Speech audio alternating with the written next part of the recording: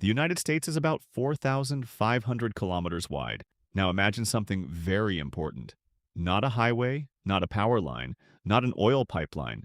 A single line of dominoes, from one side of the country to the other.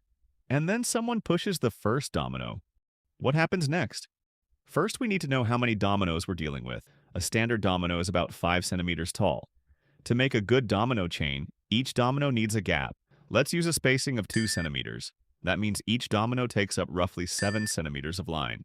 The United States is about 4.5 million meters wide. Divide that by 0.07 meters per domino, and you get around 64 million dominoes. 64 million. That's enough dominoes to give every person in California one and still have millions left over. The total weight would be around 640 tons. About the same as 4 fully loaded Boeing 747s. And now comes the fun part. We knock over the first one. Dominoes don't fall one at a time. They create a wave. Each domino falls and transfers energy into the next one, like a tiny chain reaction. A normal domino wave travels around 1 to 2 meters per second. Let's use 1.5 meters per second. That sounds fast, until you compare it to the size of a country. At that speed, crossing 4.5 million meters takes about 35 days.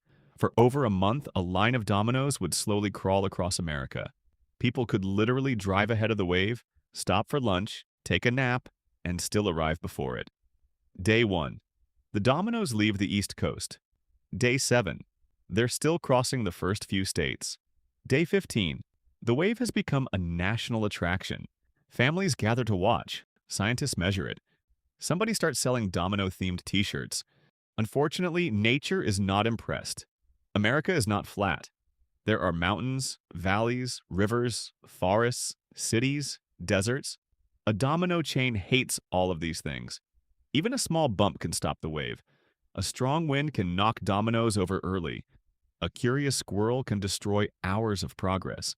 A single missing domino can bring the entire project to an embarrassing halt.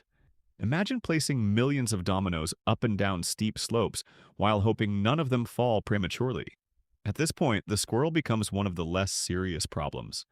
So let's make things more interesting. Instead of normal dominoes, what if every domino was bigger than the last?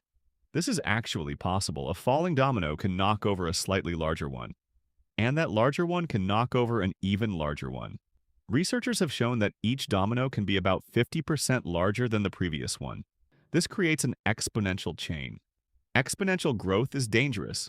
Suppose our first domino is only 5 centimeters tall. The second is larger. The third is larger still. After enough steps, the dominoes become gigantic. Ridiculously gigantic. After just a few dozen dominoes, they become taller than people.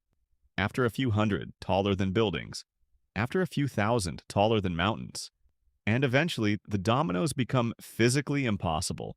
But in reality, the line of dominoes across America would probably end in a much less dramatic way. A misplaced domino, a storm, a truck, a bird, a bored tourist. Something would eventually stop the chain. And when your project contains 64 million dominoes stretched across an entire country, failure becomes surprisingly creative. So if we lined up dominoes across the entire United States, the first domino would fall instantly. The last domino would fall more than a month later. Assuming mountains, weather, wildlife, gravity, and common sense decided to cooperate, which they usually don't. And somewhere, after spending billions of dollars and weeks of effort, this might become one of the largest engineering projects in human history.